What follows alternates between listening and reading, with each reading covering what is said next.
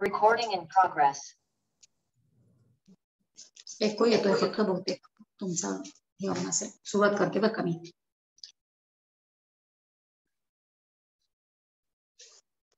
सुरुवात करते श्लोकापासून. नमो आदिबोधात्मरूपा परेशा, नमो हंस नारायणा निर्जरेशा, नमो ब्रह्मदेवा वशिष्ठा श्रीरामा, नमो मारुती रामदासा गिरामा. जय जय रघुवीर समर्थ.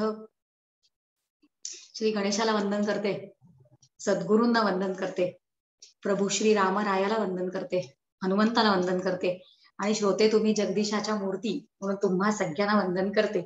आणि आपलं मनाच्या श्लोकांचं जे चिंतन आहे ते आपण पुढे चालू करूया.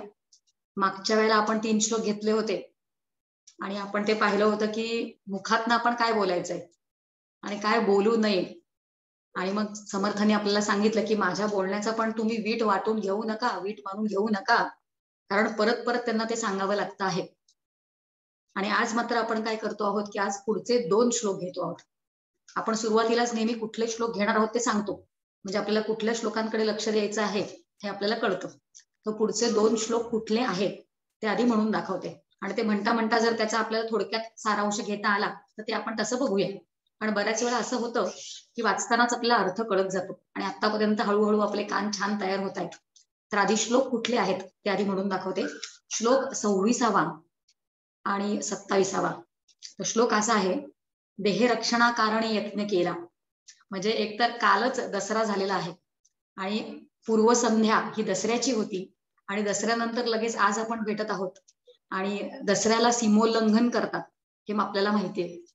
आणि खरे सीमोल्लंघन कुठले हे पण आता आपल्याला माहिती झाले, कारण आपले कान तयार झाले. जे आता म्हटलं की खरं सीमोल्लंघन ते असतं ते म्हणजे देहबुद्धीपासून आत्मबुद्धीपर्यंत जाणं.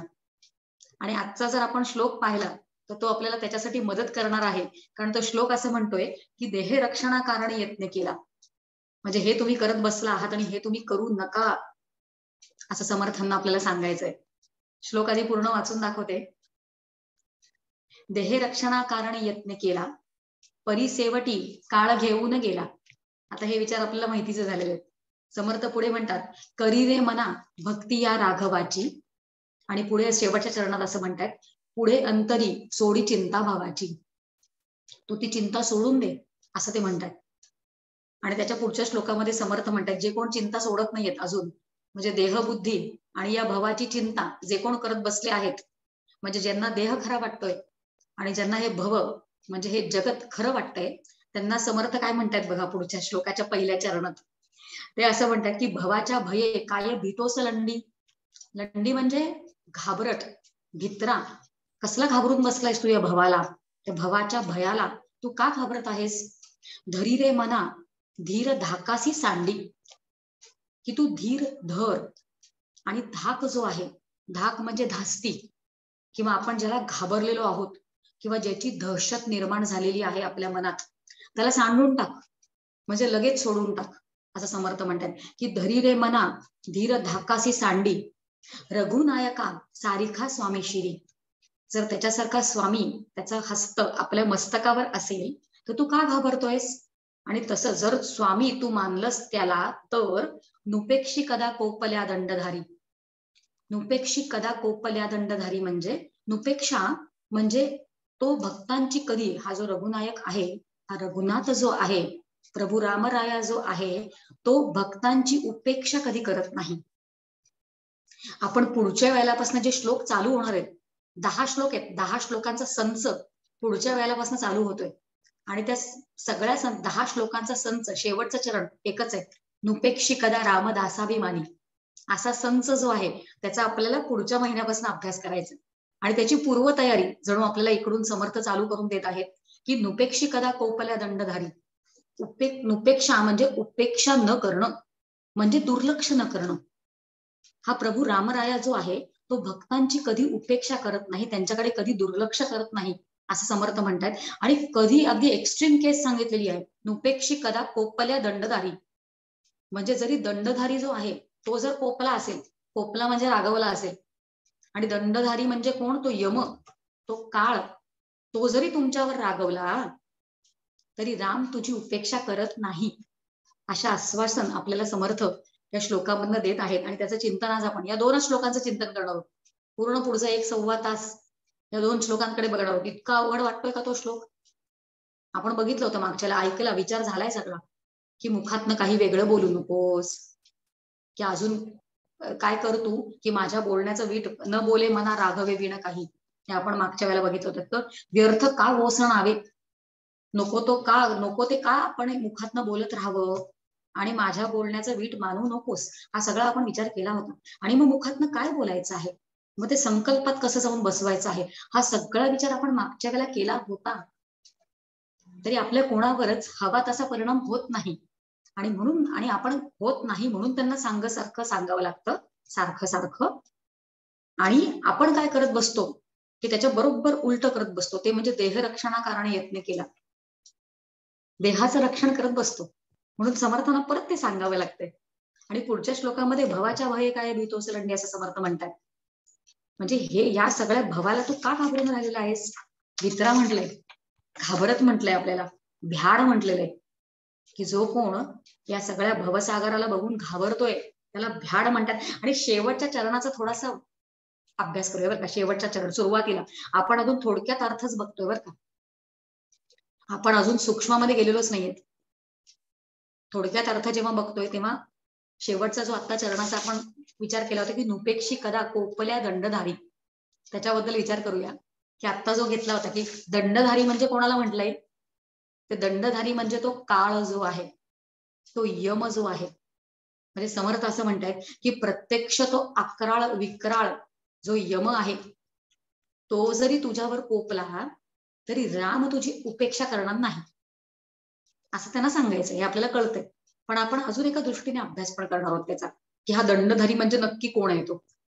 आणि आता जो यम असा अर्थ जरी आपण घेतला, दंडधारी याचा आपण यम या शब्दाचा यम किंवा काळ असा अर्थ जरी घेतला तरी आपल्या समोर काही कमी उदाहरण आहेत का? म्हणजे आपल्या समोर प्रल्हादाचं उदाहरण आहे, की प्रल्हादाला किती वेळा त्याच्या वडिलांनी मारण्याचा प्रयत्न केला, तरी तो भक्त असल्यामुळे काळ त्याच्यावर म्हणजे येऊन पण, त्याच्या समोर येऊन पण त्याला सांभाळलं गेलंच की. आणि तो प्रल्हादच काय, आपण सगळे आपापल्या जीवनामध्ये पाहूया बरं, असं कितीतरी वेळा काहीतरी अपघात होता होता आपण वाचलेलो असतो.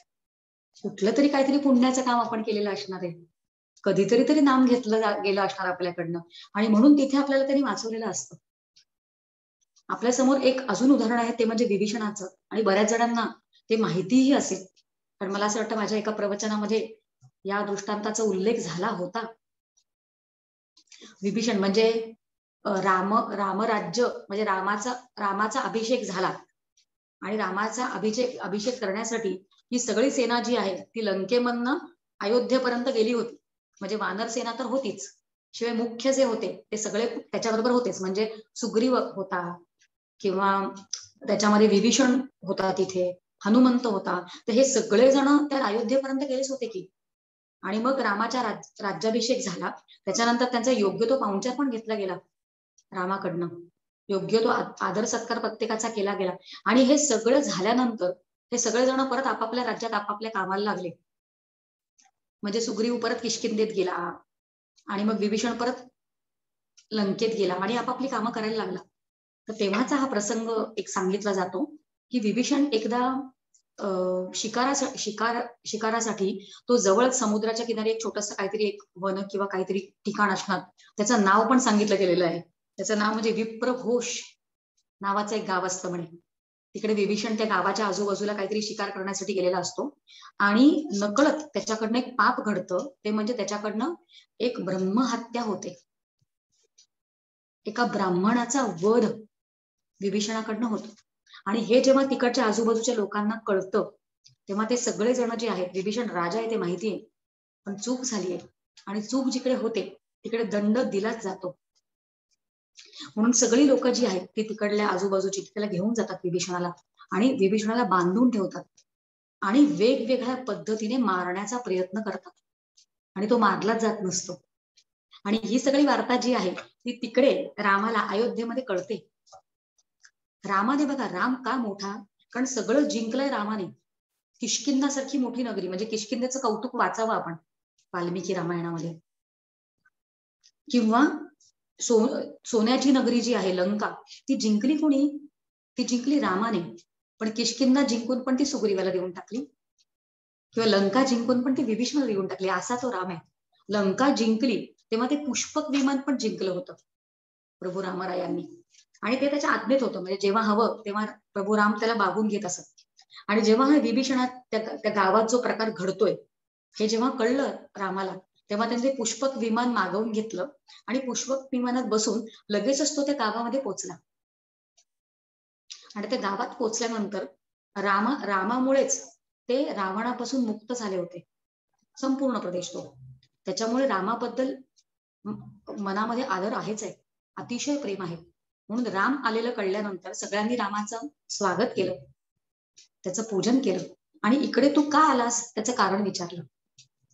तेव्हा रामाने सांगितलं की विभीषणाला तुम्ही पकडलेला आहे ते मला माहित आहे, आणि तो सप्तचिरंजीवांपैकी एक आहे, तो माझा भक्त आहे, आणि तुम्ही त्याला जरी मारण्याचा प्रयत्न केला तरी तो मरणार नाही. म्हणून तुम्हाला जर दंडच कोणाला द्यायचा असेल तर भक्ताने जर काही चुकीचं केलेलं असतं तर त्याचा दंड जो आहे तो स्वामीवर असतो. म्हणून तुम्ही मला दंड द्या, पण त्याला दंड देऊ नका. काय उदाहरण आहे सुंदर. याच्यामधनं आपण शिकतो की आपण जर खरंच म्हणजे पोपल्या दंडधारी, हे उदाहरण किती बसतं का इथे, की तिकडे जरी मृत्यू समोर येऊन उभा राहिला दंड देण्यासाठी, तरी जर आपण भक्त असू, करी रे मना भक्ती या राघवाची, तशी भक्ती जर आपण केली असेल तर तो आपली उपेक्षा कधी करत नाही, आपल्याकडे दुर्लक्ष कधी करत नाही, असं आपण शिकतो या उदाहरणावरनं. पण आपण असा विचार करतोय की हा जो शब्द आहे दंडधारी, त्याच्या अजून एक वेगळ्या दृष्टीने आपण पाहू शकतो बघा, वेगळ्या दृष्टीने या शब्दाकडे आपण पाहू शकतो. आणि हा जो विचार आलाय तो डॉक्टर प्राणींच्या ग्रंथामध्ये, म्हणजे स्वाध्याय मनोबोध, हे डॉक्टर प्राणींनी जे इंटरप्रिटेशन लिहिलेलं आहे मनाच्या श्लोकांवर, त्याच्यामध्ये हा सुंदर अर्थ आलाय आणि तो अगदी इकडे घ्यावासा वाटतोय. डॉक्टर प्राणींनी असं तिथे त्याच्यामध्ये लिहिलेलं आहे की इकडे पहिल्या चरणामध्ये समर्थ म्हणतायत की भवाच्या भये, म्हणजे इकडे मृत्यूच्या भयाबद्दल बोललं जात नाहीये. मृत्यूच्या आधी जे आपण आयुष्य जगतोय तेव्हाच भय आहे ते. म्हणजे मृत्यूचं भय असलं असतं तर यम किंवा काळ हा आपण अर्थ लावला असा तो लागतो पण याने, कारण तो दंड देतोय आपल्याला, मुख्य दंड मृत्यूचं मान्य. पण इकडे विचार काय चालू आहे पहिल्या चरणामध्ये की भवाच्या भये, म्हणजे भवाचा जर भय असेल मग त्याचा दंडाधिकारी कोण आहे, तो दंड देणारा कोण आहे, तर तो ईश्वर आहे. किती छान अर्थ बसतो बघा इथे. कारण बघा हे संपूर्ण आयुष्य जगताना आपल्यासमोर संकट काय कमी येतात का? धकेचपाटे आपल्याला काही कमी लागतात का? अवघड प्रसंगांना तर कमी तोंड द्यावं लागतं का आपल्याला? आणि हे सगळे प्रसंग जे आहेत ते जणू ते आपल्या समोर येऊन आपली परीक्षा घेतात, तो आपल्याला दंड देतोय. आणि प्रसंग जरी पुढे आले तरी जर आपण भक्त असू तर त्याच्यामध्ये गटांगळ्या एक वेळ खाऊ आपण. राम स्वतः अशी परिस्थिती पण तयार करू शकतो की आपण गटांगळ्या खातोय, पण तो आपल्याला बुडू देणार नाही, एवढं मात्र खरं. म्हणजे आपण किती छान दोन अर्थ पाहिले बघा दंडधारीचे. नुपेक्षी कदा कोपल्या दंडधारी, याच्यावर आपण आता चिंतन केलं की एक दंडधारी म्हणजे यम आहे, त्याच्यापासून आपल्याला राम वाचवतो. आणि दुसरं म्हणजे दंड देणारा, तो दंड देणारा नाहीये खरं, तो न्यायी आहे ईश्वर. जर चांगलं केलं असेल तर तो चांगलं पण देतोय, आणि जर चुकीचं कर्म केलं असेल तर दंड देणारा बसलेला आहे तो.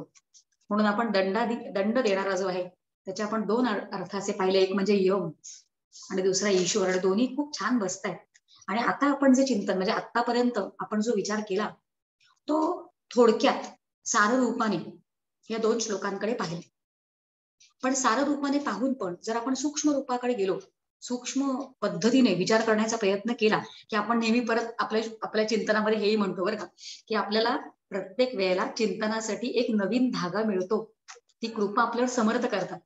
तसं आपल्याला एक वेगळ्या पद्धतीने आपल्याला या श्लोकांचं चिंतन करायचं आहे.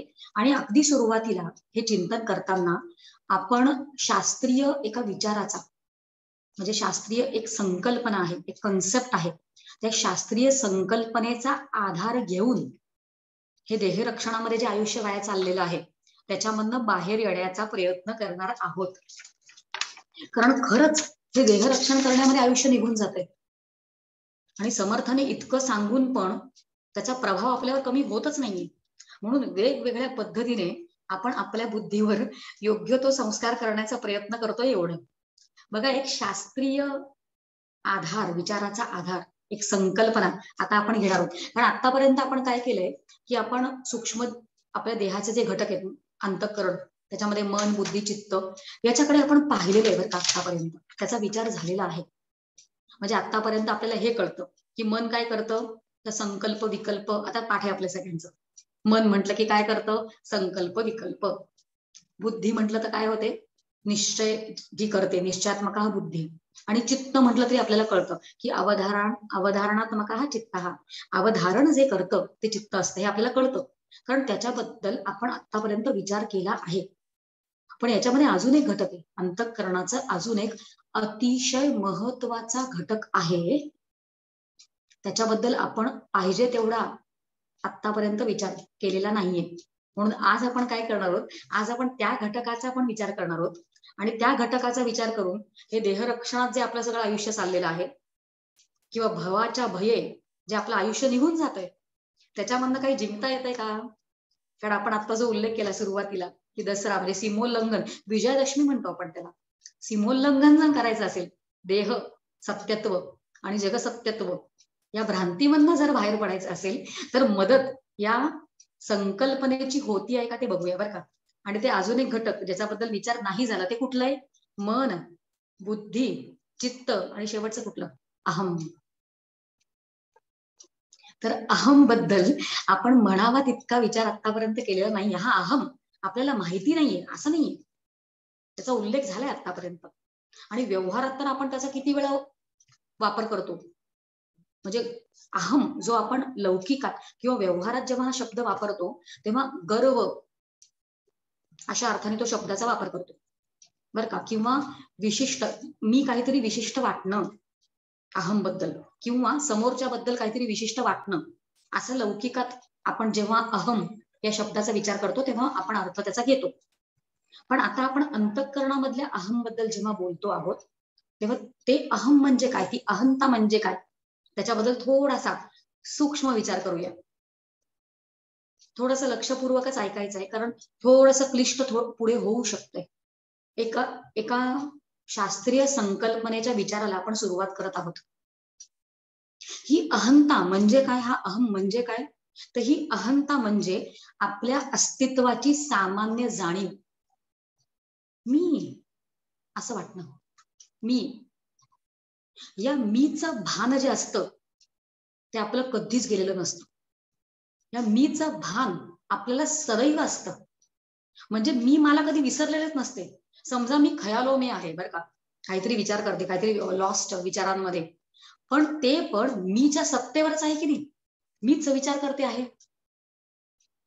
मग मीचा मला कधीच विसर नसतो. आणि या अहंतेला अहंकार असं म्हणतात. शास्त्रीय भाषेत असं म्हणतात की अहम अहम कारयेति इति अहंकारा. म्हणजे जो मी करायला लावतो तो अहंकार असतो. मी असं करायला लावणारा तो अहंकार असतो. किती छान आपल्याला शास्त्र शिकवतंय बघा. आणि या मीच्या प्लेग्राऊंडवरच, की मी असतेच, या प्लेग्राऊंडवरच बाकीची सगळी कामं चालू असतात आपली, सगळं जो व्यवहार चालू असतो. पण मी हे प्लेग्राऊंड आहे. आता या अहंकाराबद्दल शास्त्र काय म्हणतं ते बघूया बरं का. शास्त्र असं म्हणतं की या अहंकाराचं देहाशी कर्मज तादात्म्य आहे. संकल्पना सुरू झालेली बरं का, जी आपल्याला समजून घ्यायची आहे. देहसत्यत्व आणि जगसत्यत्व या भ्रांतीमधनं बाहेर पडण्यासाठी आपण सगळा विचार करतो आहोत. कारण भवाच्या भये काय भीतोस लंडी असं समर्थ म्हणतात. तो विचार समजण्यासाठी एक शास्त्रीय संकल्पनेचा आधार आपण घेतला आहे. शास्त्र असं म्हणतं हा अहंकार जो असतो त्याचं देहाशी कर्मज तादात्म्य आहे. आधी संपूर्ण विचार जो घ्यायचा आहे तो बोलून दाखवते आणि मग हळूहळू तो विचार समजण्याचा प्रयत्न करूया. आणि सुदैवाने आपले सगळे कॉल्स रेकॉर्ड होतात. कोणाकोणाला फार लवकर आपण जातोय असं वाटू शकतं, पण सुदैवाने रेकॉर्डिंग आहे. खूप हळू पण जाऊ शकत नाही, म्हणून आपण रेकॉर्डिंग परत घेऊ शकतो. पुन्हा उल्लेख करते की या अहंकाराचं देहाशी कर्मज तादात्म्य आहे. याच अहंकाराचं अंतःकरणाशी सहज तादात्म्य आहे आणि या अंतःकरणाचं आत्म्याशी भ्रमज तादात्म्य आहे. खरं म्हणजे संकल्पना संपली, जी काय मांडायची होती ती. आता ती कळली का आपल्याला? त्याच्यावर विचार केला पाहिजे मग आपल्याला की हे शास्त्राने काय सांगून ठेवलंय आणि हे सगळं असं का सांगितलंय. फार महत्वाचा विचार आहे बघा. हा अहंकार जो आहे त्याचं आपण काय म्हटलं, देहाशी. आपण पहिल्या गोष्टीबद्दल विचार करूया. अहंकाराचं देहाशी कर्मज तादात्म्य आहे. कर्मज म्हणजे बघा, आपण पहिल्या गोष्टीचा आधी विचार करणार, मग दुसऱ्या, मग तिसऱ्या, हळूहळू एक एक करून जाऊया. आणि हा विचार आपण या श्लोकांच्या बद्दल का केला त्याची सांगड पण, त्याची संगती पण लावूया आपण नंतर.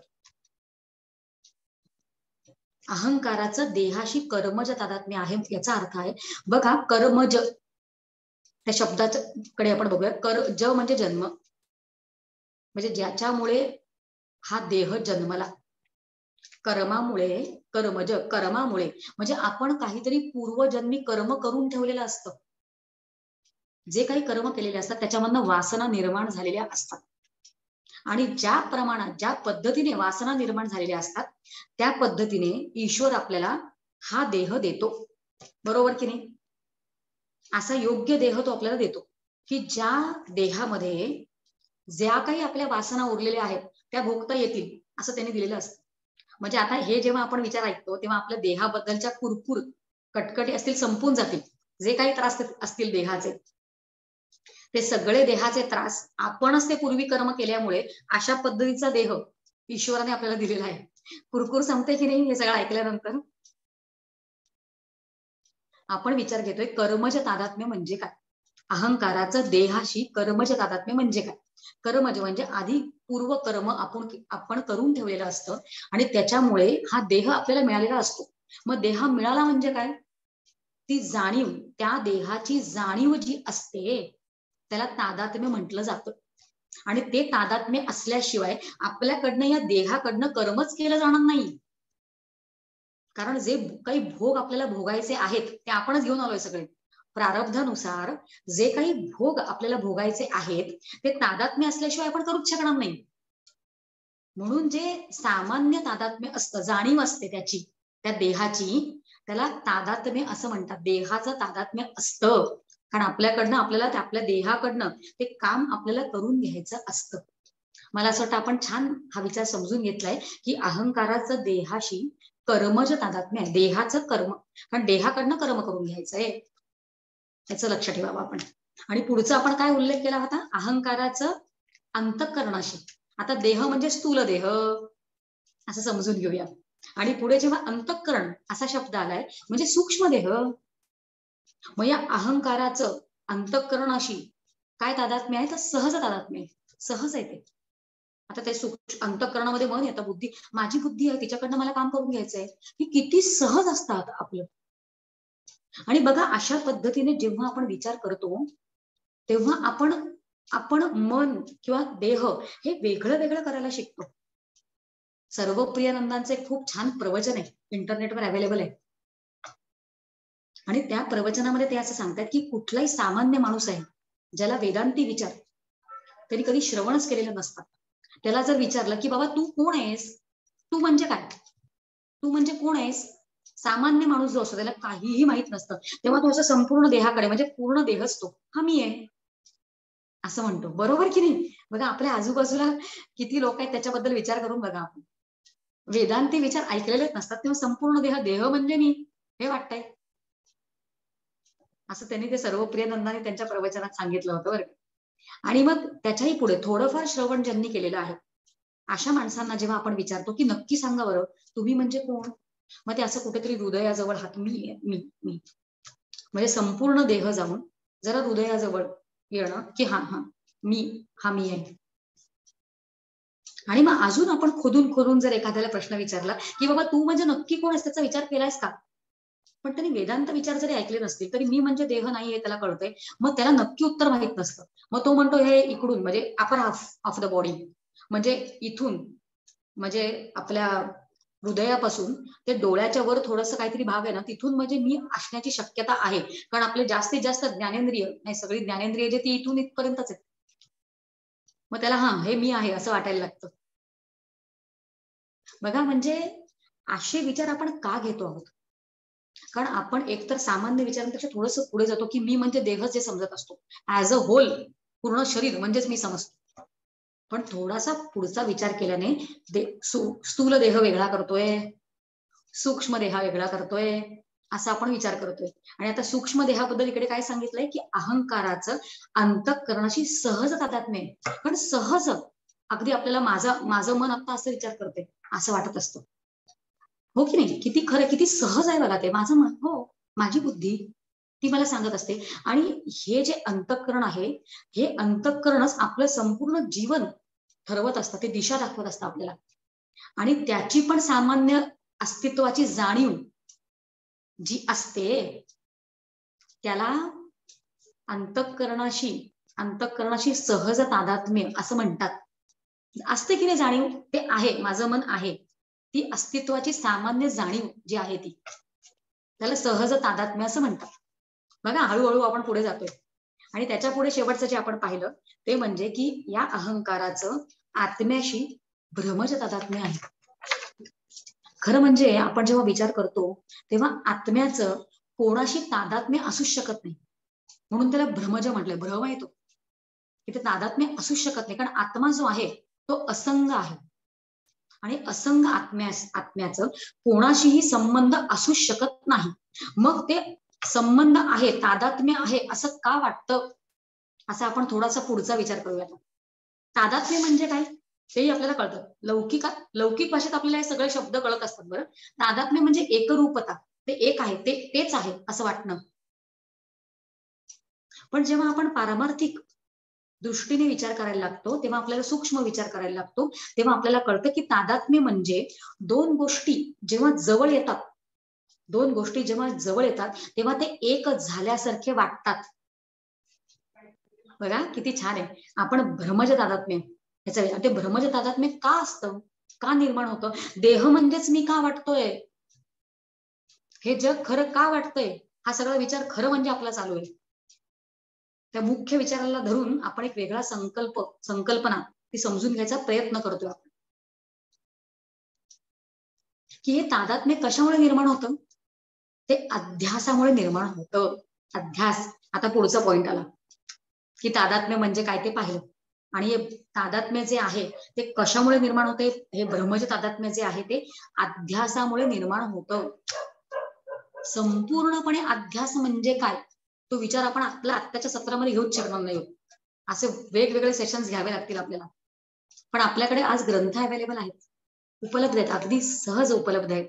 आपण पंचदशीच्या ग्रंथाकडे गेलो, पंचदशी सारख्या, किंवा आपण विचारसागर सारख्या ग्रंथाकडे गेलो तर अध्यासाबद्दल भरपूर बोललेलं आहे तिकडे, समजण्यासाठी सखोल संपूर्ण पद्धतीने, जे आपण इकडे नाही त्याचा विचार करू शकत एक संवाद तासात.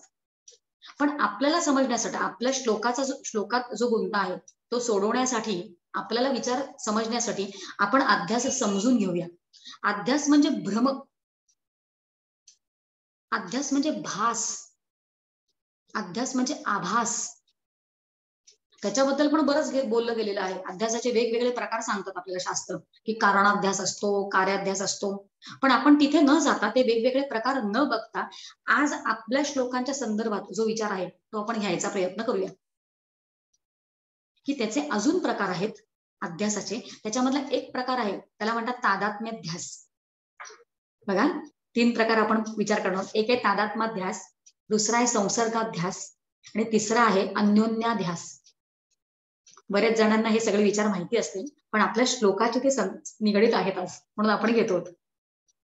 तादात्म्याध्यास म्हणजे काय, तादात्म्य म्हणजे काय ते आपण पाहिलं, की दोन गोष्टी जेव्हा जवळ येतात, ते एकत्र येतात, तेव्हा ते एक आहे असं वाटणं म्हणजे तादात्म्याध्यास. तादात्म्याध्यास बरोबर, तादात्म्य अध्यास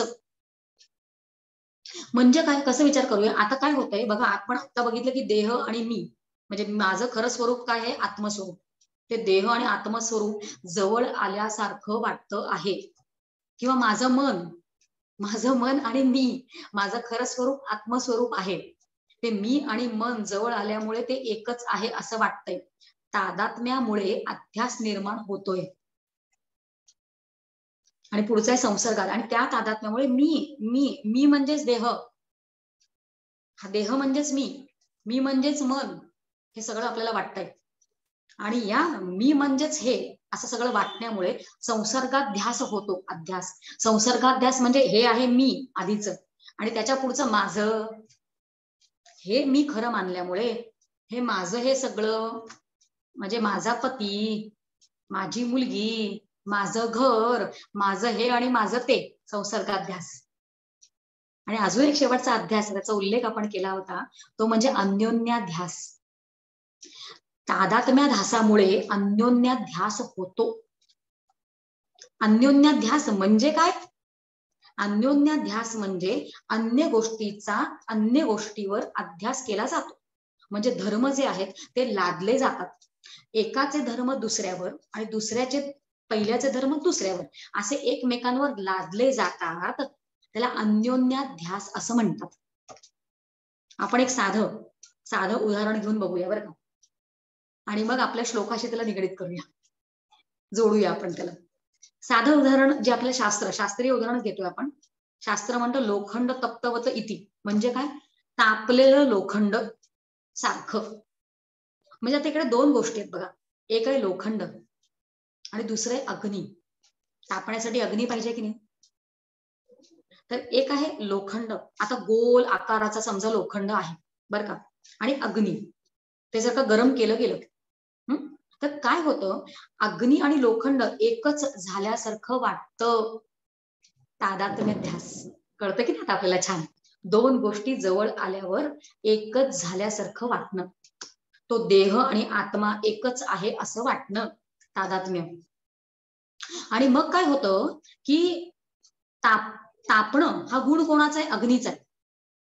तर लोखंडाला तापवल्यामुळे ते लोखंड गरम होतं. म्हणजे अग्नीचा उष्णता हा गुण तो लोखंडावर गेलेला आहे. जे एकमेकांचे गुण एकमेकांवर लादले जातात, ते आपण जे बोललो होतो ते इकडे आपल्याला कळतं बघा, की लोखंडाचं तापणं किंवा अग्नीचं जे तापणं जे आहे ते लोखंडावर लादलं जातं. आणि अग्नीला रंगही असतो, समजा आपण म्हणूया लाल रंगाचा असतो अग्नी, समजा तो लोखंडाचा गोल गोळा पण लाल रंगाचा दिसायला लागतो. आता खरं लाल रंग या लोखंडाच्या गोळ्याचा आहे का? आणि अग्नीला रंग आहे का? अग्नीला आकार आहे का? तो लोखंडाचा गोळा गोल असल्यामुळे गोलाकार अग्नीला प्राप्त होतो. म्हणजे याचा गुण त्याला आणि त्याचा गुण याला असं लादलं जातं. तर अन्योन्याध्यास म्हणजे की देह आणि आत्मा याचे गुण, आता गुण म्हणू शकत नाही, लक्षण असं म्हणूया, कारण आत्म्याला गुण नाही येत, ते लक्षणांवरनं आपण ओळखतो. तर आत्म्याचं जे अस्ति हे जे लक्षण आहे, तो कायम असतो, आहे आहे आणि आहे. याचा आपण बऱ्याच वेळा विचार केलेला आहे की आत्मा हा असतो. मग आत्म्याचं जे लक्षण आहे ते देहावर लादलं जातं, म्हणजे देह आहे असं होतं. बघा, मला मीच देह वाटते आहे आणि देह कायम राहावा असं मला वाटत असतं, कारण आहे हे खरं त्याच आहे. मी आहे ते कायम असावं. डॉक्टर काका त्यांच्या प्रवचनामध्ये खूप छान सांगतात, म्हणजे मी कायम असावं असं मला वाटतं. आणि तो असं म्हणतो की मी तुला नेण्याशिवाय जाणार नाही. आणि जे जीवनमुक्त असतात ते असं म्हणतात की अरे तू नेऊन नेऊन माझ्यामधलं काय नेशील. किती छान आहे हा विचार. त्याच्यावरनं आपल्याला हे देहरक्षणाकारणे यत्न केला की देह म्हणजेच मी वाटतोय, खरं माझं स्वरूप ते आहे. आणि हे अन्योन्य ध्यासामुळे, या तादात्म्यामुळे ते इकडून तिकडे लादलं गेलंय. म्हणजे मी कायम राहावं असं मला वाटतं, कारण कायम असणं हे माझं स्वरूपच आहे. आणि देहाचं जे लक्षण आहे, देहाचं मिथ्यात्व जे आहे ते आपण आत्म्यावर लादतो, म्हणजे तो आत्मा नाही असं आपल्याला वाटतं. म्हणजे एकमेकांचे लक्षणं जी आहेत ती एकमेकांवर लादली जातात. आणि हा सगळा विचार आपण का केला, की देहरक्षणाकारणे यत्न केला जे आपण करतोय, की जे नाहीच आहे, जे खरंच नाहीये, ते त्याचं रक्षण करण्यासाठी संपूर्ण आपलं आयुष्य निघून जातंय. म्हणून आपण इतका महत्वाचा विचार हा आपण सुरुवातीला घेतला. हा थोडासा क्लिष्ट होता. आपण बघा काय पद्धतीने आलो बघा. आपण देह आपल्याला जे खरं वाटतोय किंवा आपल्याला हे जगत जे खरं वाटतंय ते आपण समजण्यासाठी आपण अहंकार म्हणजे काय याचा सूक्ष्म विचाराच केला. मग तादात्म्य त्याचं कसं असतं वेगवेगळ्या गोष्टीची त्याचा विचार केला, सूक्ष्म विचार. आणि त्याच्यानंतर हा अन्योन्य अध्यास म्हणजे काय त्याचा आपण विचार केला. आणि हे सगळं आपण का केलं, आपण म्हटलं होतं सुरुवातीला की आपण का करत आहोत हे, कारण आपण जोपर्यंत त्याला आधी पृथक्करण करत नाही तोपर्यंत विचार हा शब्दाचा अर्थ पण आपण घेतला होता की आधी पृथक्करण करणं आणि मग योग्य गोष्टीची निवड करणं. सो आत्मा अनात्मा या दोन गोष्टी वेगळ्या केल्या पाहिजेत. अनात्मा जर देह अनात्मा आहे तर ते आधी विवेक करून त्याला दोन वेगळं केलं पाहिजे आणि जे योग्य आहे त्याची निवड करण्यासाठी आपण इतका सगळा विचार केला. नाही तर नको ते रक्षण करण्यामध्येच आपलं आयुष्य निघून जात आहे. बघा त्याच्या पुढे समर्थ असं म्हणतात की की भवाच्या भये काय भीतोस लंडी. हे भवाचं भय घेऊन तू जगतोयस कारण ते पण खरं नाहीच आहे. आपण नको त्या गोष्टीच्या मागेच लागलेलो आहे आणि नको त्या गोष्टीच्या मागे लागल्यानंतर हवं ते फळ कसं मिळणार. हवं ती गोष्ट केली तर आपल्याला हवं ते फळ मिळणार. म्हणून जोपर्यंत देह आणि जगत याचा विसर आपल्याला पडत नाहीये, या देहबुद्धी सोडून आपण आत्मबुद्धीपर्यंत प्रवास करत नाही तोपर्यंत परमार्थाचं खरं फळ जे आहे ते आपल्याला प्राप्त होत नाही. आणि आपल्याला फक्तच एवढंच सांगून थांबलेले नाहीत समर्थ, म्हणजे प्रॉब्लेम काय आहे ते सांगून थांबलेले नाहीयेत की देह रक्षण तू करत बसलायस, तू भवाच्या भयाने तू भीतोयस, तू घाबरट आहेस, इतकं करून समर्थ थांबलेले नाहीयेत. समर्थांनी उपाय पण दिलाय. समर्थांनी उपाय पण या दोन्ही श्लोकामध्ये दिलेलाच आहे. दोन्ही श्लोकांचं तिसऱ्या चरणाकडे जर आपण पाहिलं, तिसऱ्या चरण दोन्ही श्लोकांचं, तर आपल्याला त्याचा उपाय याच्यामधनं बाहेर पडण्याचा पर्याय आपल्याला समर्थाने दिलाय. समर्थ म्हणतात करी रे मना भक्ती या राघवाची. तू जर भक्ती केलीस, कारण हे सगळं तू मी आहेस असं म्हणतोयस, मी माझ्यामुळे हे सगळं घडते असं तू म्हणतोयस, पण जर तू त्याचा आहे असं म्हटलंस तर तो पर्याय तू सुटलास त्याच्यावरनं.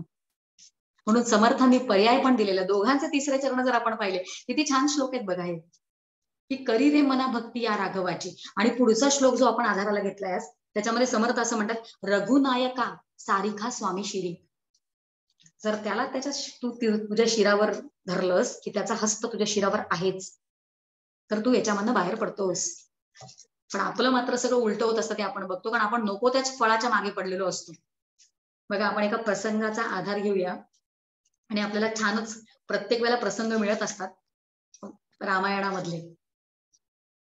आपलं काय होतं की आपण नको त्या गोष्टींच्या मागे जे लागतो, आता जसा उल्लेख केला, आपण आपल्याला असं वाटतंय बरं का सगळ्यांना की आपण देवाची भक्ती करतोय, कारण समर्थ इकडे म्हणतात करी रे भक्ती, करी रे मना भक्ती त्या राघवाची, समर्थ म्हणतात. आणि आपल्या सगळ्यांना असं वाटत असतं की आपण बघतो म्हणजे माझं भगवंत तुझ्यावर खूप प्रेम आहे, माझं तुझ्यावर प्रेम आहे असं आपल्याला वाटत असतं. एक उदाहरण घेऊन बघूया की एक मुलगा जो आहे तो नवीन प्रेमात पडलेल्या मुलीला असं म्हणतो की माझं तुझ्यावर जीवापाड प्रेम आहे, म्हणजे माझ्या प्राणांपेक्षा जास्त मी तुझ्यावर प्रेम करतो. मग त्याला जर विचारलं अरे बाबा ही पहिलीच मुलगी आहे आधीच्या प्रेमात तू पडलायस, तर तो म्हणतो नाही नाही आधी प्रेमात पडून झालेलं आहे. मग तिला तू काय म्हणायचास, मग तिला पण मी हेच म्हणायचो म्हणे माझं तुझ्यावर जीवापाड प्रेम आहे, माझ्या प्राणांपेक्षा तुझ्यावर प्रेम जास्त आहे. आणि आपलं पण सगळ्यांचं हे असंच होतं ना, आपलं ज्याच्यावर प्रेम आहे, आता माझ्या मुलीवर जर माझं प्रेम आहे तर माझं तुझ्यावर माझ्या प्राणांपेक्षा जास्त प्रेम मी माझं तुझ्यावर आहे असं आपण म्हणत असतो की नाही. आपण आपल्या आपतेष्टांना ज्यांच्यावर आपलं प्रेम आहे त्यांना आपण म्हणत असतो. तर नशीब ते प्राण हे सगळं ऐकत नाहीत, कारण त्या प्राणांनी जर ते ऐकलं की माझ्यापेक्षा जास्त प्रेम समोरच्यावर करतोय तर मी राहावंच कशाला इथे, माझी गरजच काय, तो निघून जाईल. नशीब तो ते ऐकत नाही. ही अशी गंमत होते आपली सगळ्यांची की आपलं खरं म्हणजे प्रेम आपल्यावरच असतं. आपण विचार घेतला होता आधी की आपल्यावरच असतं. आपल्याला असं वाटत असतं की आपलं ते भगवंतावर प्रेम आहे. आणि म्हणून इकडे राम आपल्याला सांगतोय जणू प्रभू राम की तू मला एकदा तरी सांगून बघ की माझं तुझ्यावर प्रेम आहे, एकदा खरं सांगून बघ आणि मग परमार्थाचं जे खरं फळ आहे ते तुला मिळेल. की देहामधनं तू सुटशील आणि या भवाच्या भयामधनं तू सुटशील, तू एकरूप होशील माझ्याशी, एक खरं फळ जे आहे ते तुला प्राप्त होईल. कारण घाबरणं जे आहे त्याच्यामध्ये तू अडकलेला आहेस भवाच्या भये. प्रसंगाचा आधार जो आपण आता म्हटलं होता रामायणातला तो घेऊया, की प्रसंग असा आहे की जिकडे हनुमंत जो आहे तो सीतामाई समोर तिचा शोध त्यांनी घेतला, मग ते एकमेकांना भेटले, निरोप वगैरे दिला आणि सगळं त्याचं काम जे होतं ते झाल्यानंतर हनुमंताला भूक लागली आणि तो सीतामाईला असं म्हणतोय की माते मला भूक लागली आहे. एक थोडासा बारीक विचार आपण घेऊया की भूक हनुमंताला का लागली. त्याला त्या कारणासाठी लागली कारण त्याला त्या अशोक वाटिकेत, त्या वाटिकेमध्ये ते सगळे वृक्ष दिसत होते आणि त्या वृक्षावर खूप फळं लागली होती. म्हणजे ती फळं बघून त्याला भूक लागली. आपण कर्माच्या सिद्धांताकडे जातोय बरं का. कर्म आपल्याला असं सांगतो की आपण कुठलाही माणूस जो असतो तो कुठल्याही कर्मामध्ये प्रवृत्त का होतो, तो कुठल्याही कर्मामध्ये फळाच्या अपेक्षेने प्रवृत्त होतो. त्याला फळ दिसतंय म्हणून त्याला ते खावंसं वाटते. काय सुंदर सिद्धांत आहे बघा. तर तो सीतामाईला असं म्हणतो की मी ती फळं खाऊ इच्छितो, मला ती हवीत कारण मला भूक लागली. तेव्हा सीतामाई त्याला म्हणते की अरे तू जे फळ खाऊ इच्छितोस ते या वाटिकेतली आहेत आणि ही वाटिका जी आहे त्याचं रक्षण करणारे त्याला रक्षक आहेत आणि ते रक्षक जे आहेत ते राक्षस आहेत. आणि ते राक्षस बघा, विडंबना, छोटस कसं विरोधाभास असतो बघा. हे राक्षस जे आहेत ते काय खातात त्याचा उल्लेख तुलसीदास रामायणामध्ये येतो की राक्षस काय खातात. म्हणजे ते म्हैस खातात, ते मनुष्य खातात, ते गाय खातात, ते बकरी खातात, ते गाढव खातात. म्हणजे ते काय काय भक्षण करतात. हे खल जे आहेत, हे निशाचर जे आहेत ते काय काय भक्षण करतात याची यादी तिकडे दिलेली आहे. म्हणजे ते मांसाहार करतात. म्हणजे आपण लौकिकात मांसाहार करू नये वगैरे ही आपली काही चर्चा चालू नाही बरं का. आपण एका वेगळ्या गोष्टीकडे जाणार आहोत, नाही तर तो एक वाद उभा राहायचा. आपण वेगळ्या दृष्टीने याचा विचार करतो. आपण असा विचार करतोय, म्हणजे सीतामाई जणू त्याला सांगू इच्छिते आहे किंवा आपण विचार हा शिकतो आहोत की हनुमंताला फलाहार करायचा आहे आणि फलाहार करण्यासाठी तिकडे रक्षक आहेत आणि हे स्वतः मात्र बाहेर जाऊन मांसाहार करतायत आणि त्या मांसाहारावर कोणी नियंत्रण करत नाहीये. ते तुम्ही काही करा, तिकडे कोणी तुम्हाला थांबवणार नाहीये. तर या उदाहरणावरून आपण शिकतो की बघा सीतामाता जी आहे ती अशोक वाटिकेत बसलेली आहे आणि त्या वाटिकेचे रक्षक जे राक्षस आहेत, याचा अर्थ हे राक्षस कोण आहेत. तर हे राक्षस जे आहेत ते आपले विकार आहेत आणि त्या वाटिकेमधलं जे फळ खायचंय म्हणजे जीवनाचं खरं फळ जे आपल्याला हवं असतं ते फळ मिळण्यापासनं हे राक्षस म्हणजे हे विकार आपल्याला थांबवतात. एक साधं उदाहरण घेऊया. समजा मी जपाला बसले घरी, आता घरी समजा कोणी नाहीये माझ्या आणि आता मला असं वाटतं की मी जप करावा. मी हातात माळ घेते आणि मग मी जप करण्याला बसते आणि जप करायला सुरुवात केल्यानंतर मला सगळी कामं आठवतात. घरी कोणी नसलं तरी माझ्या मनात ते सगळं उभं राहते. म्हणजे हे सगळे विकार जे आहेत ते जपामधनं एकरूप व्हायचं जे असतं ते मला फळ मिळायचं असतं, ते फळ ते विकार मिळवू देत नाहीत आणि बाहेर जाऊन नको नको तो आहार करायला ते मला थांबवत नाहीयेत. तू बाहेर जा, बाहेर फिर, बहिर्मुख हो आणि वाटेल ते आहार तू सेवन करू शकतोस. असे बहिर्मुख ही सगळी इंद्रिय असल्यामुळे ती बाहेर जाऊन नको तो आहार घेतात. म्हणून त्यांना राक्षस म्हटलं. ते विकार आहेत राक्षस म्हणजे. आणि ते जीवनाचं खरं फळ मिळण्यापासून आपल्याला थांबवतात. हनुमंताने आपण इकडे जर विचार केला तर ते फळ त्याला खायचंय, पण ते फळ खायच्या अगोदर तो आज्ञा कोणाची मागतोय. किती छान छोट्या छोट्या गोष्टींमधून आपण शिकू शकतो बघा. हनुमंताने मी फळ खाऊ का जाऊन ते फळ खाल्लं नाही लगेच. ते फळ खाऊ का अशी आज्ञा कोणाला विचारली, विचारलंय आधी त्याने तर सीता मातेला विचारलंय. इकडे सीता मातेची महती काय, तिचं महत्व काय बघा. सीता माता म्हणजे कोण, तिच्याकडे आज्ञा मागायची असते, फळ ग्रहण करण्याची. सीता माता म्हणजे माया आहे. माया म्हणजे भगवत शक्ती आणि भगवत भजने तिची निवृत्ती. तिची जोपर्यंत करुणा भागत नाही आपण, तिची जोपर्यंत भक्ती करत नाही, तिची जोपर्यंत आज्ञा आपण मागत नाही तोपर्यंत ती कृपावंत होत नाही आणि ती बाजूला सरकत नाही. हा आपण विचार घेतला होता आधी. तिची कृपा झाल्याशिवाय आपल्याला ते खरं फळ जे आहे ते आपल्याला मिळत नाही. आणि आता ते मागितल्यानंतर तो आज्ञा मागतोय, कारण विकारांमुळे आपली जी मती असते ना ती मलिन होऊन जाते. पण शुद्ध मती जर आपल्याला हवी असेल तर ती तिच्याकडे मागितल्याशिवाय मिळत नाही आपल्याला. म्हणून त्याने तिच्याकडे आज्ञा मागितलेली आहे. आणि ती आता हनुमंताला उत्तर असं देते आहे, ती असं म्हणते की तू या वाटिकेमधलं फळ खायचं म्हणतोयस, पण ही वाटिका जी आहे ती माझी नाहीये, ती रावणाची आहे. आणि जर ती वाटिका रावणाची असेल तर त्याच्यामधली फळं जी आहेत त्याच्यावर पण अधिकार त्याचा आहे. आणि अधिकार त्याचा असताना आपण जर ते खाल्लं, त्याचं सेवन केलं, तर त्याचं रूपांतर विषामध्ये होतं. ज्या गोष्टीवर आपला अधिकार नाही त्या गोष्टीचा जर आपण स्वीकार केला तर ते विष समान असतं. हा अजून एक सिद्धांत बघतोय आपण. बघा, एका प्रसंगावरनं वेगवेगळ्या गोष्टी आपण कशा शिकतो. मग हनुमंत विचार करतोय, याचा अर्थ काय मी उपाशीच राहायचं का? आणि तो सीतामाईला असं म्हणतोय, तू जे म्हणतेस की ही वाटिका तुझी नाही हे मला पटत नाहीये. तू म्हणतेस ते ठीक आहे, हा तुझा उदारपण आहे, तुझं मोठेपण आहे, पण माझ्या मताप्रमाणे ही संपूर्ण वाटिका तुझीच आहे. कारण हे सगळं जे आहे ते रामाचंच आहे. एका हिंदी काव्याकडे बघूया, ते काव्य किती सुंदर आहे बघा. ते संतांनी लिहिले बरं का. ते संत असं म्हणतात की यह जग राम बगीचा. काय सुंदर वाक्य आहे की यह जग राम बगीचा. आणि आपल्याला मात्र भ्रमामुळे हे सगळं आपलं वाटतंय. पण हनुमंत म्हणतोय की हे सगळं रामाचंच आहे, म्हणजे तिचंच आहे. यह जग राम बगीचा, राम ही वृक्ष, राम ही मूल, राम ही डाली, राम ही फूल, माली रूप राम जी नेही, निश्चय जलसे सिंचा, यह जग राम बगीचा. म्हणजे त्याच्याच निश्चयाने हे सगळं तयार झालेलं आहे. काय सुंदर अर्थ आहे. पुढे असं हे काव्य म्हणते की भीतर एक अनेक है बाहर, भीतर एक अनेक है बाहर, बाहर भीतर अंदर एक बराबर, मिला मर्म गुरु ज्ञान का जब, तब जग राम का पाया, यह जग राम बगीचा.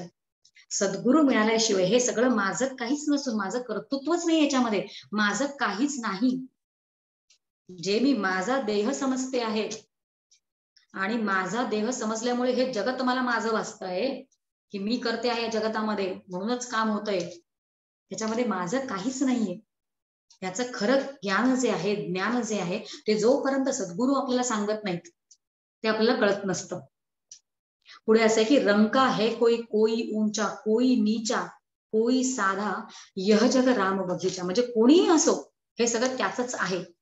आणि पुढे असं हनुमंत म्हणतोय की सीतामाई, तू असं म्हणतेस की हे तुझं काही नाही, पण हे जी फळं जी आलेली आहेत वृक्षावर, ती फळं ती कुठे लागली आहेत, तर ती वृक्षावर लागलेली आहेत. आणि वृक्ष कुठे आलेला आहे, कुठून आलेला आहे, ते भूमीमधनं आलेलं आहे. आणि भूमीमधनं माते तू पण आलेली आहेस. जर तू पण भूमीतनं आलेली आहेस आणि ही फळं पण तिथूनच आली आहेस, तुझ्यामधनच ती आलेली आहेत, तर त्याच्यावर अधिकार तुझा जास्त की रावणाचा जास्त? किती सुंदर वेगवेगळ्या पद्धतीने विचार करतोय बघा. आणि सीतामाई म्हणते की असा जर तुझा विचार असेल की हे सगळंच त्याचं आहे तर तू त्याचं सेवन करू शकतोस. कारण ते जर विष जरी असेल, ते जर विष जरी असेल तरी तुझ्या योग्य विचाराने ते मधुर समान होतं. बघा, या भवसागराचं विष आपण घेत असतो आत, पण जर त्याचं असं म्हणून आपण सेवन केलं तर त्याचं विष न होता ते मधुर होऊन जातं. भगवान शंकरांना जर कोणी असं विचारलं की हे विष प्राशन तुम्ही सगळं, हलाहलाचं विष जे होतं निर्माण झालेलं ते सगळं विष तुम्ही प्राशन केलं, पण त्या विषाचा प्रभाव, त्याचा परिणाम तुमच्यावर कसा नाही झाला, असं कसं झालं? तर शंकर उत्तर देतील की ते विष जे आहे ते बाहेरून आलं. म्हणजे विष बाहेरून आणि आतून मी राम म्हणत होतो. म्हणजे विष बाहेरून आलं, मी आतून राम म्हणत होतो. विष बाहेरून आलं आणि मी आतून राम म्हणत होतो, म्हणजे ते विष त्या रामामध्ये मिसळलं आणि त्याचं विश्राम असं झालं. मनाच्या श्लोकामध्ये समर्थ 85व्या श्लोकामध्ये असं म्हणतात की भजा राम विश्राम योगेश्वरांचा. तो राम विश्राम योगेश्वरांचा. आणि त्याच्या पुढच्या श्लोकामध्ये समर्थ असं म्हणतात की मुखी मनाच्या श्लोकाबद्दल चाललंय बरं का, 85वा आणि त्याच्या पुढच्या 86वा. समर्थ म्हणतात मुखी राम विश्राम तेथेची आहे, तेथेची आहे. म्हणजे विश्राम कुठे आहे? जिथे रामाचं नाम आहे, रामाची भक्ती आहे, रामाला आपण शिरोधार्य मानलं आहे, तिकडेच विश्राम आहे. काय सुंदर विचार झाला हो. आणि बघा अजून एक विचार करूया आपण की सीतामाई कुठे बसली आहे. सीतामाई जी आहे ती अशोक वाटिकेमध्ये बसली आहे आणि त्या अशोक वाटिकेमधलं फळ, जे जीवनाचं खरं फळ जे हनुमंताला हवंय, अशोक वाटिकेमधलं फळ म्हणजे अशोक, शोक नसणे, शोक निवृत्ती. हे जर फळ हवं असेल तर त्या भगवंताची भक्ती करावी लागते, त्याला शरण जावं लागतं वेगवेगळ्या पद्धतीने. कुठली पद्धत तुम्हाला मान्य होतीये? सगळ्यांनी एकाच मार्गाने जावं असं नाहीच आहे, पण ज्या पद्धती तुम्हाला जपतायत त्या पद्धतीने आपण काय करावं, तर आपण त्या रामाला शिरोधार्य मानावं आणि त्याला शरण जावं. कारण हे सगळं जे घडतं आहे ना, हे त्याच्या कृपेने घडते आणि जसं तो घडवतोय तसं आपण आनंदाने राहिलं पाहिजे, कुरकुर न करता. अजून एक छोटस काव्य बघूया, अगदी घेण्यापासून थांबवलं नाही म्हणून एका सत्रामध्ये आपण दुसरं एक काव्य बघतोय आणि त्या काव्यामध्ये ते संत असं म्हणतात की जैसे रखे राम रहना चाहिए. आपल्या संतांनी पण आपल्याला हे नाही का हो सांगितलं की ठेविले अनंते तैसेची राहावे. तुकाराम महाराज म्हणतात की ठेविले अनंती तैसेची राहावे, मुख्य असावे समाधान. काय असावे समाधान? चित्ती असावे समाधान. आणि माऊली आपल्याला म्हणतात की माळीये जेऊ ते नेले तेव ते निवांताची ठेले. किती गोड विचार आहे की माळी जो आहे तो जेव्हा पाणी घालतो शेतामध्ये तर तो काय करतो, ते पाणी व्यवस्थित व्हायला पाहिजे म्हणून पाण्याचे पाट तयार करतो तो भूमीत. आणि ते पाट एकदा तयार केले त्यांनी माळ्याने की ते पाणी जे असतं ते खळखळत छान आनंदाने जातं. तेव्हा ते असा अजिबात विचार करत नाही की या झाडाला मी पाणी देणार नाही, ते झाड मला आवडत नाही, त्या रस्त्याने मला जायचं नाही. जो रस्ता माळ्याने करून दिलेला असतो, आपण बहुतेक हा विचार आपण आधी घेतलाय पण तो विचार इतका सुंदर आहे. आणि तोच विचार या हिंदी काव्यात आहे. ते असं म्हणतात संत की जैसे रखे राम रहना चाहिए. किती सुंदर आहे हो. जर देहबुद्धी घालवायची असेल तर हे सगळे विचार ऐकले पाहिजेत. ते असं म्हणतात की अनुकूल प्रतिकूल दोनोही कुलों के मध्य. बघा सरिता असते, सरिता, सरिता म्हणजे नदी. त्या नदीला दोन कुल असतात, दोन तट असतात आणि त्या दोन तटांमध्ये ती कधी थांबत नाही, ती त्या दोन तटांच्या मधून जाते. त्याचा आपल्या आयुष्याची जी सरिता आहे, आपलं आयुष्य जे वाहन आहे त्याच्यामध्ये अनुकूल आणि प्रतिकूल असे दोन तट असतात. पण आपण काय करावं की आपण कुठल्याही एका तटामध्ये थांबू नये. अनुकूल तट आलं की आपण थांबावं आणि प्रतिकूलता निघून जावं असं करूच नाही. ठेविले आनंदी, आपण आनंदाने जायचं काम करतोय असं एक काव्य म्हणतंय की अनुकूल प्रतिकूल दोनों ही कुलों के मध्य सरिता समान बहना चाहिए, जैसे रखे राम रहना चाहिए. पुढे ते असं म्हणतात चाहते आराम हो रोज सुबह शाम तो. जर तुम्हाला आराम, आराम म्हणजे शब्दाचा अर्थ आपण पाहिला विश्राम. चाहते आराम हो तो रोज सुबह शाम तो सीताराम सीताराम कहना चाहिए, जैसे रखे राम रहना चाहिए. खरं म्हणजे तसं राहण्याशिवाय आपल्याला इलाजही नसतो. म्हणजे आपल्याला काही चॉईस असतो का की आता आपण बदलू शकतो. कारण प्रारब्धानुसार जे काही प्रसंग समोर उभे राहतायत त्याच्यानुसार आपल्याला गेलंच पाहिजे. पण जर कुरकुरत गेलो तर जैसे रखे राम रहना चाहिए हे होणार नाही. अनुकूल परिस्थिती असो किंवा प्रतिकूल असो, आनंदाने आपल्याला सामोरे जाणं जमलं तरच. कुठे देहबुद्धी असेल, देहाचं रक्षण करत बसलो तर हे कधीच जमणार नाही. त्याला शरण गेलो तर ते जमू शकतं, म्हणून त्याचं कौतुक आपण करतो आहोत. पुढे असं हे म्हणतायत, हे काव्य असं म्हणतंय की आणि दास जो असतो की एक विचार महत्वाचा घेऊया आपण की कुरकुर जर आपण केली तर आपण उदास होऊ. आणि दास जो असतो तो कधीच उदास नसतो. दास जो असतो तो उदासीन असतो. म्हणजे आपली आस, आपली इच्छा ज्यांनी उद केली आहे असा दास असतो. हे काव्य पुढे असं म्हणतंय की सदा रहो शान से. काय सुंदर सगळे शब्द आहे त्याच्यामध्ये. सदा रहो, छान मस्तीमध्ये जगा. सदा रहो शान से भरोसे भगवान के. काल के भी डर से ना डरना चाहिए. कारण आपण जो विचार केला की जर देहाला सत्यत्व मानलं तर परिशेवटी काळ घेऊन गेला. त्या काळाला घाबरूनच आपण राहतोय. म्हणून आपल्याला हे काव्य असं म्हणतात की काल के भी डर से ना डरना चाहिए, जैसे रखे राम रहना चाहिए. पुढे शेवटला ते काव्य असं म्हणतंय की देह का अध्यास छोड. आपण हाच विषय घेतला होता की नाही आज, देहाचा अध्यास. अध्यास म्हणजे काय, ते अन्योन्य ध्यास म्हणजे काय, आला ना आपला विषय इकडे. आपण जो सुरुवातीला उल्लेख केला होता की भगवंत आपल्यावर कृपा करतोय हे सगळं समजून घेण्यासाठी. बघा ते काव्य काय सुंदर पद्धतीने आपलाच विचार आपल्याला सांगतंय, त्याचं चिंतन आज आपण केलेलं आहे. ते काव्य असं म्हणतं, ते संत आपल्याला असं म्हणतात की देह का अध्यास छोड, ममता से मुख मोड, होके मुक्त महिमे. होके मुक्त, मही म्हणजे पृथ्वी, या धरतीला मही म्हणतात. जीवनमुक्त हो आणि आनंद भोग, त्याचा असं ते म्हणतात. होके मुक्त महिमे विचरना चाहिए, जैसे रखे राम रहना चाहिए. काय सुंदर विचार आहे. आपल्याकडे पुढे 10-15 मिनिटं अजून एक विचार घेऊया आणि मग आपण थांबूया. आहे आपल्याकडे वेळ, छान विचार चालू आहे आपला. बघा आपण उदाहरण असं घेऊया अजून एक पुढचं, की हे जे सगळे असे विचार ऐकतायत, हे ज्ञानी जे आहेत की ज्यांना हे सगळं जमलेलं आहे, किंवा जे भक्त आहेत की ज्यांना हे एकरूप त्या भगवंताशी होणं जमलेलं आहे, त्यांचं समचित्त असतं. आपल्या आपल्या पद्धतीने आपला आपला मार्ग ते निवडतात. वेगवेगळे जण आपली आपली प्रकृती कशी आहे, आपल्या आपल्या प्रकृतीनुसार आपण आपला मार्ग निवडायचा आहे. आणि समचित्त, समचित्त म्हणजे जिकडे उंच नीच किंवा जिकडे निंदा आणि स्तुती, अनुकूलता आणि प्रतिकूलता याचा काही फरक पडत नाही, अशा समचित्त समान चित्तावर जाणं हे आपलं काम आहे. आणि याच्यावर सहजच जातात काही लोक. आपण अजून एक प्रसंगाचा आधार घेणार आहोत की भरत जो आहे, म्हणजे भरत जेव्हा आपल्या आजोळेहून परत आला, जेव्हा आला तो, तेव्हा त्याला कळलं आल्यानंतर की आपल्या वडिलांचं निधन झालेलं आहे आणि रामाला जो आहे तो वनवास झालेला आहे. म्हणून त्याचं कर्तव्य कर्म जे आहे तो आधी योग्य पद्धतीने तो आधी अयोध्येमध्ये करतो.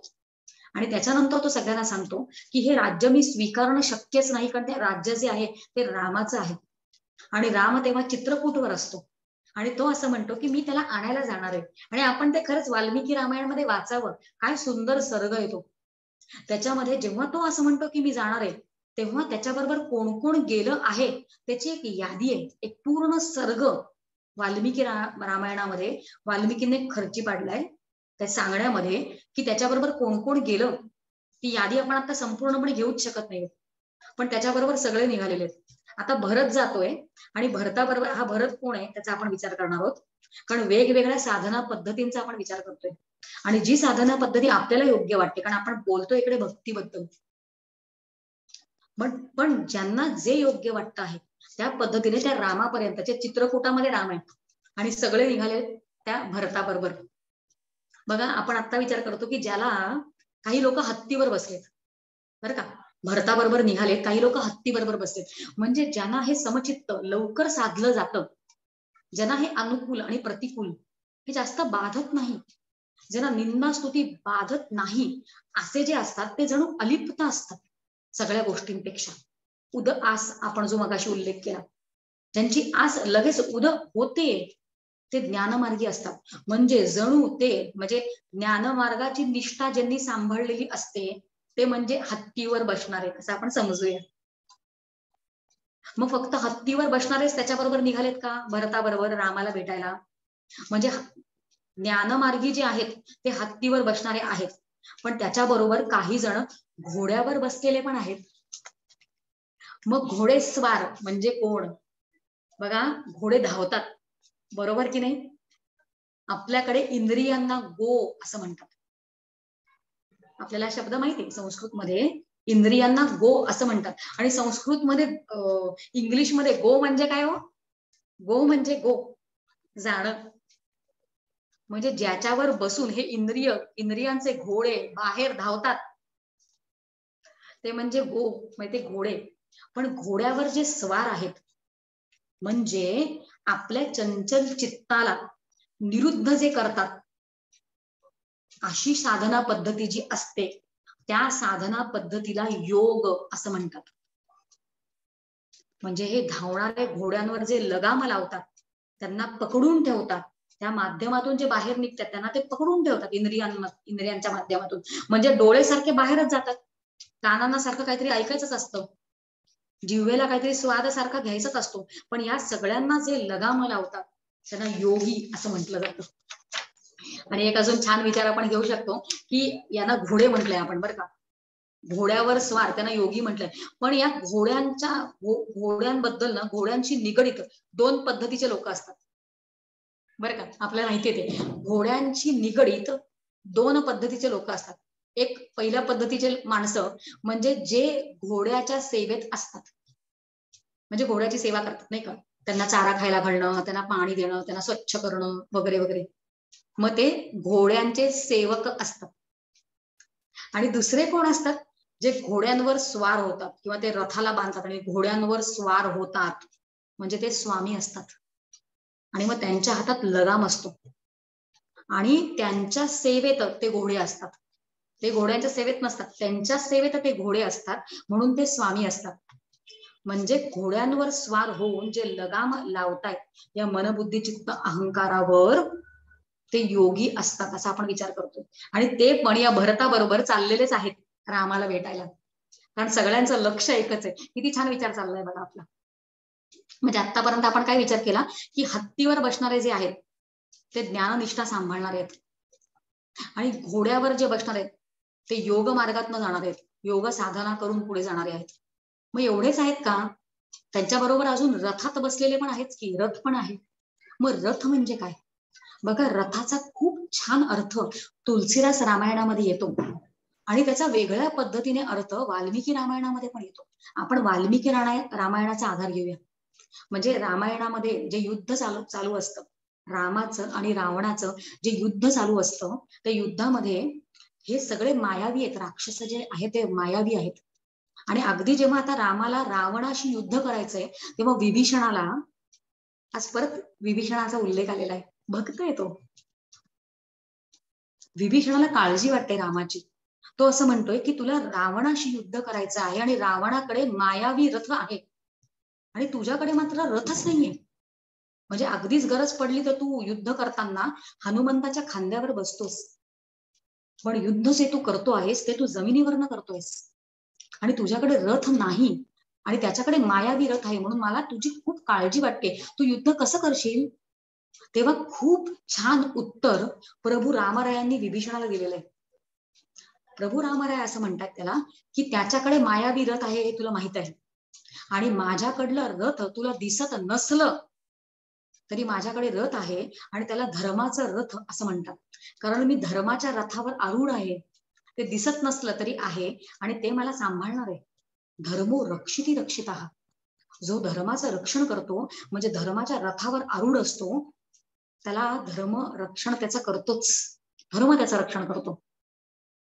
म्हणून रथावर जे आरूढ आहेत त्याला तुलसीदास रामायणामध्ये धर्मात्मा, त्याच्यावर बसणारे जे आहेत त्यांना धर्मात्मा असं म्हटलेले, म्हणजे धर्माचं जे पालन करतात, आणि तेही निघालेले आहेत भरताबरोबर.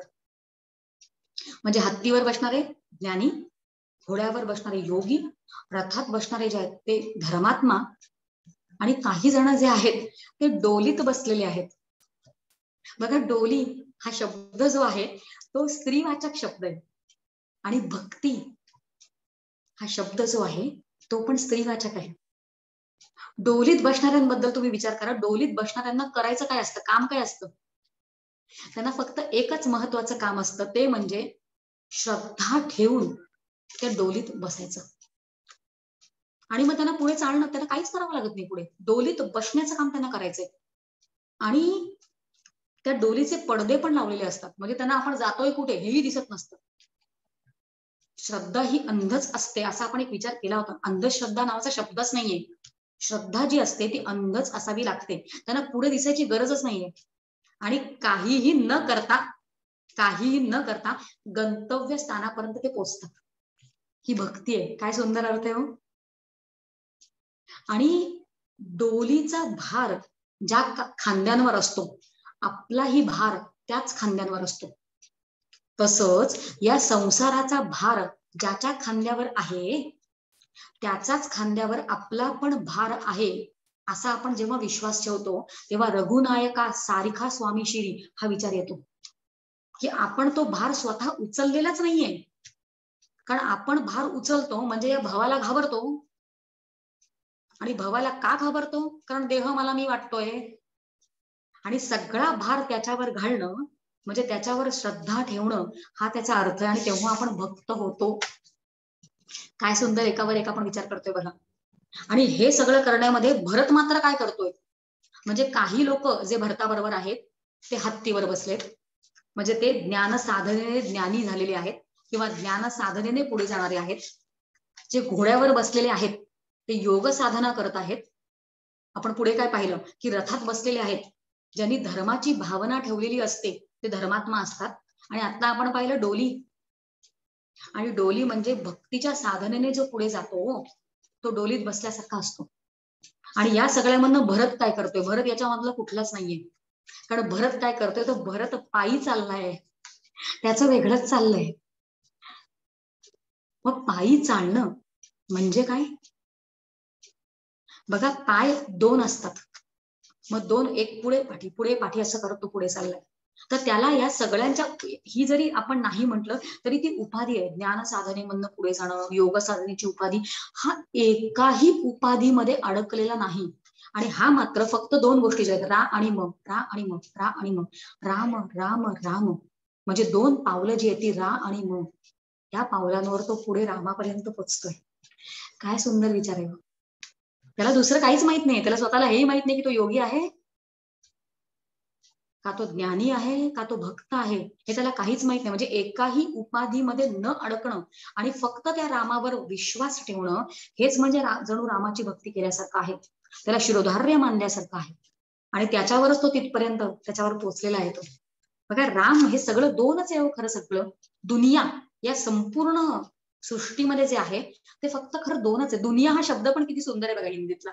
दुनिया, दोनावर ज्याची नीव आहे, नीव म्हणजे आधार, ज्याचं मूळ दोनावर आहे त्याला दुनिया म्हणतात. कारण सगळं दोन दोन दोन दोन दोन दोन आहे. नाम आणि रूप, नाम आणि रूप, सगळ्याला दोन आहे दुनियामध्ये. आपण त्याच्याबद्दल सोडूया. आपण जर पिंडाचा विचार केला, म्हणजे आपण जेव्हा आपण सगळ्याचा विचार करतो तेव्हा पाप आणि पुण्य किंवा काय सुख आणि दुःख दोन दोन दोन दोन आहेत सगळं. अपवादात्मक काही असतं बरं का, अगदी लगेच आपण पॉइंट आउट करायचं नाहीये, पण त्याचा सार रूपाने आपण विचार करायचा प्रयत्न करतोय. आपण जर पिंडाचा जरी विचार केला तरी त्याच्यामध्ये सगळं दोन दोन कसं आहे बघा. दोन डोळे, दोन कान, नाकाच्या दोन पुड्या, दोन हात, दोन पाय, मुख. कोणी म्हणेल मुख एकच आहे, मुखाला दोन कसं म्हणायचं? पण मुखाच्या आत जी जीभ आहे, ती जीभ आहे ती दोन कामं करते की नाही? म्हणजे चाखायचं काम, रसण्याचं काम करते आणि बोलायचं काम करते. म्हणजे दोन पुन्हा.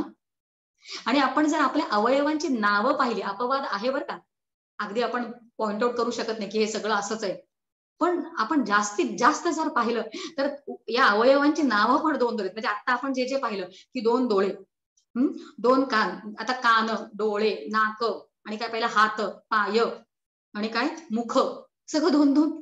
आणि अजून आपण बघू शकतो की पोट, पाठ, दात, दाढ, केस, दाढी, मिशा, आणि अजून असं असेल दोन दोन दोन. आणि या दोनामुळेच, या द्वैतामुळेच आपण अडकतो या सगळ्यामध्ये. म्हणजे हे दोन जिकडे असतं ते अडकवतंय. आणि आपल्या अवयवांचा पण आपण जर विचार केला तर हे दोन वाले जे आहेत ते जास्त आपल्याला त्रास देत आहेत. म्हणजे पोट जास्तीत जास्त त्रास देतं, पाठ, पाय अडकवतात ते, म्हणजे मला हातच नाही वर करता येत, पोटच दुखतंय, हे सगळं जास्तीत जास्त अडकवतंय. आणि या दोनामधनं जर बाहेर पडायचं असेल तर पर्याय परत शास्त्र देतंय. या दोनामधनं बाहेर पडायचं असेल तर दोन अक्षरी नाम, राम. कारण आपण रामाचा विचार करतोय म्हणून त्याला मुख्य धरलंय आणि हा विचार आपण धरलाय. आपण अगदी शेवटी तुलसीदास रामायणामध्ये एक दोहा येतो, त्या दोह्याचा विचार करूया की सगळं जे आहे त्याच्या शेवटी दोनच उरतं. आणि बऱ्याच जणांना हे माहिती असेल, तो दोहा वाचून दाखवते पटकन. तो दोहा तुलसीदास राम असं म्हणतात, तुलसीदास असं म्हणतायत की नाम चतुर्गुण पंचतत्व मिलन, तासा द्विगुण प्रमाण, अष्ट सौभाग्ये अंतमे शेष, राम ही राम आवे. म्हणजे शेवटी जे आहे ते रामच उरतं असं म्हणतायत ते. आणि त्यांनी गणित सांगितलंय की तुम्ही कुठलंही नाम घ्या, दोन अक्षरी, एक अक्षरी, दोन अक्षरी, तीन अक्षरी, चार अक्षरी, ते कुठलेही अक्षर ती मोजा. आता शमिका समजा, शमिका त्याच्यामध्ये तीन अक्षर आहेत की नाही, आणि मग त्यांनी पुढे गणित सांगितलं. ते गणित पुढे घेत नाहीये, ते गणित सांगून अगदी पुढे जाते आहे. ते असं म्हणतात की कुठलंही अक्षर मोजायचं आणि त्याला गुणायचं 4 कारण त्यांनी पुढे सांगितलेलं आहे की त्याला चतुर्गुण 4 गुणा. आणि पुढे ते असं म्हणतात की त्याच्यामध्ये 5 मिसळा. म्हणजे काय? पंचतत्व मिलन, 5 तत्व त्याच्यामध्ये मिसळा. त्याचं पुढे म्हणतात आणि त्या संख्येला 8ने त्याचं विभाजन करा. आणि 8ने जेव्हा आपण त्याचं विभाजन करतो तेव्हा ते संपूर्णपणे विभाजन त्याचं होत नाही आणि शेवटी 2च उरतं. आणि ते शेवटचं 2 जे उरतं तेच आहे रा आणि म. म्हणून संपूर्णपणे जर आपण हे जीवन जगताना रा आणि म याच्यावर विश्वास ठेवला तर मी म्हणजे देह जे आहे असं जे वाटतंय ते कमी होतं आणि या भवाचं भय जे आहे ते निघून जाईल. म्हणून हा संपूर्ण एवढा विचार करून आज मात्र आता इथेच थांबूया. जय जय रघुवीर समर्थ इति शम.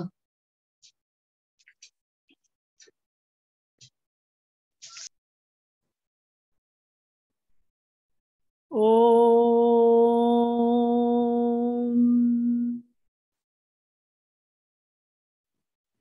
सर्वे भवन्तु सुखिनः, सर्वे सन्तु निरामयाः, सर्वे भद्राणि पश्यन्तु, मा कश्चित् दुःखभाग् भवेत्.